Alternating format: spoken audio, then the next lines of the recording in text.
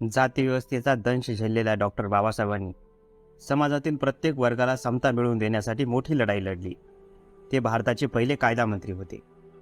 भारतरत्नाने सन्मानित डॉक्टर बाबासाहेब आंबेडकरांचे अनमोल विचार आज पण देशाला प्रेरित करतात.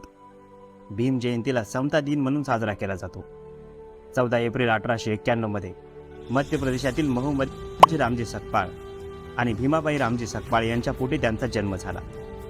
त्यांचं बालपणीचं नाव भिवा होतं. भिवा म्हणजेच भीमराव रामजी आंबेडकर. पुढे बाबासाहेब आंबेडकर नावाने ओळखले जाणारे बाबासाहेब आपल्या 14 भावंडांमध्ये सर्वात लहान होते. डॉक्टर बाबासाहेब अस्पृश्य मानल्या जाणाऱ्या महार जातीत जन्मले होते. त्यामुळे त्यांना बालपणापासून भेदभाव आणि अस्पृश्यतेच्या जाचातून जावे लागले. यश कधी पक्के नसते आणि अपयश कधी अंतिम नसते. आपल्या प्रयत्नांना तोपर्यंत चालू ठेवा जोपर्यंत तुमचं यश इतिहास नाही बनणार, असं म्हणणं होतं डॉक्टर बाबासाहेब आंबेडकरांचं. आणि ते जगले देखील.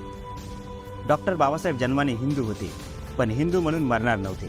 ते नेहमी म्हणायचे की हिंदू समाजाला कळायला हवं की ते भारतातील आजारी लोक आहेत आणि त्यांचे आजारपण दुसऱ्या भारतीयांच्या आरोग्याला घातक आहे. त्यांनी धर्मांतराचा निर्णय घेतला. पहिले ते मुस्लिम धर्म स्वीकारणार होते, त्यामुळे त्यांनी इस्लामविषयी खोल अभ्यास केला. डॉक्टर बाबासाहेबांची गांधीजीसोबत कधी पटले नाही. एकदा त्यांनी संविधानाला जाळण्याची भाषा बोलली होती, ज्या संविधानाला त्यांनी स्वतःच लिहिले आहे.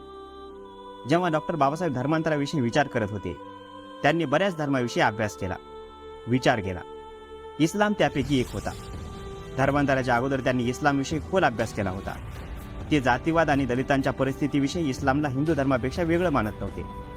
डॉक्टर बाबासाहेब आंबेडकर इस्लाम धर्मातील बऱ्याच कुप्रथांच्या विरोधात होते. त्यांचे म्हणणे होते की इस्लाममध्ये पण हिंदू धर्माप्रमाणे उच्च जातीचे वर्चस्व आहे आणि त्यामुळे येथे पण दलित किरकोळ गणल्या जाईल. डॉक्टर बाबासाहेबांचे म्हणणे होते, दलितांची जी अवस्था आहे त्यासाठी वर्णव्यवस्था जबाबदार आहे. इस्लाममध्ये वर्णव्यवस्थेला संपविण्याची कोणतीच व्यवस्था दिसत नाही.